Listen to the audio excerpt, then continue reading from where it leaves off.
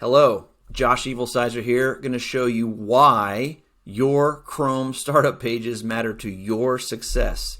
Stay with me, this is going to be a good one. I've been looking forward to this one. So, first of all, the how of setting up your Chrome startup pages was covered in the last video, so go watch that one first. The why, see previous video. The why, I don't always get this right, so I appreciate your patience.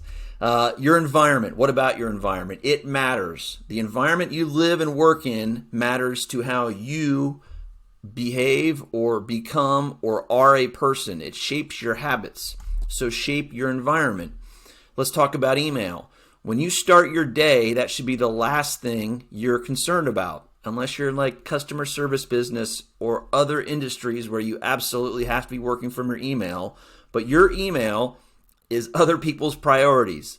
So that's the last thing you should look at in the morning. Maybe even wait till the afternoon, lunchtime, afternoon, evening. What you also find is that the later you wait to do your email, the quicker you get through it.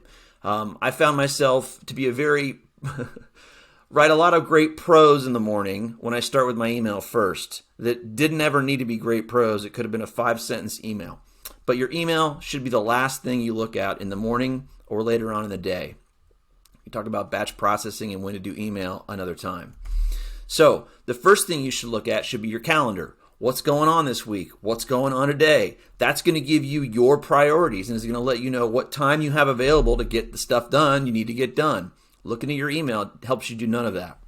The next thing should be your task manager. The next thing you look at should be your task manager or vice versa. Hey, what's on my list of things that I have to do today? Calendar, task manager, your priorities. So,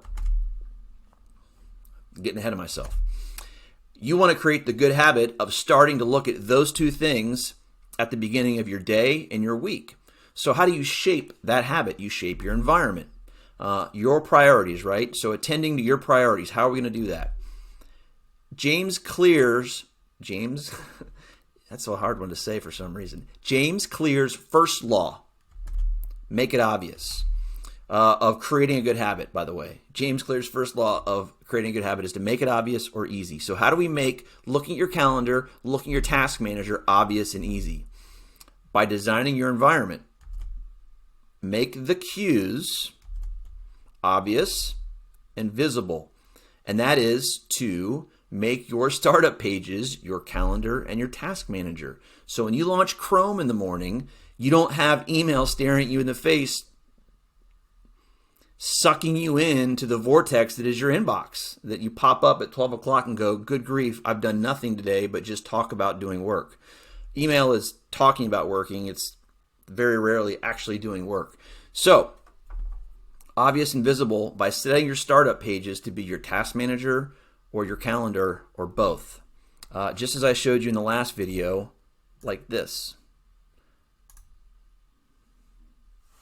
Now my startup pages are where I left off.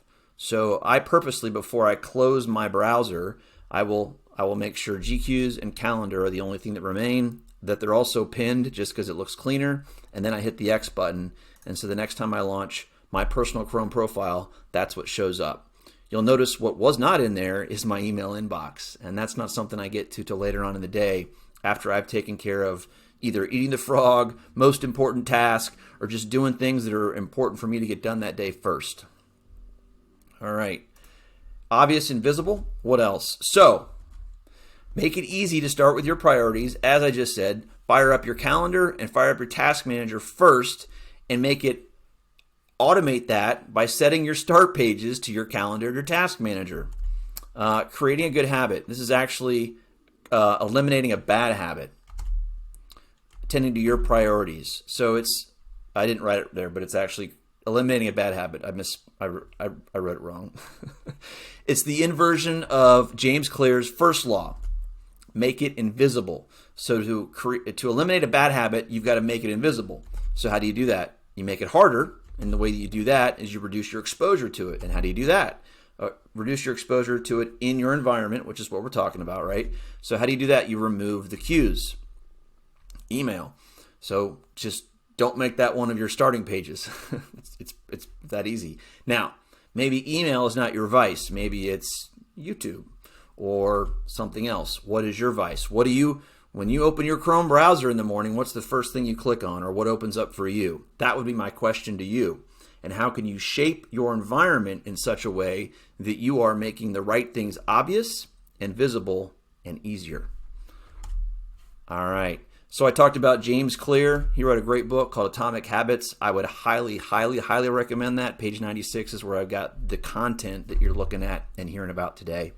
Of course, as I always say, if anything that I said was helpful for you, please hit the like button, share, subscribe, all that fun stuff. Please leave questions, comments, and better ideas. I'd love to learn from you and answer questions that you might have. Please remember that in the description, you can find this outline and how to reach me online. Once again, thanks for watching and have a great day.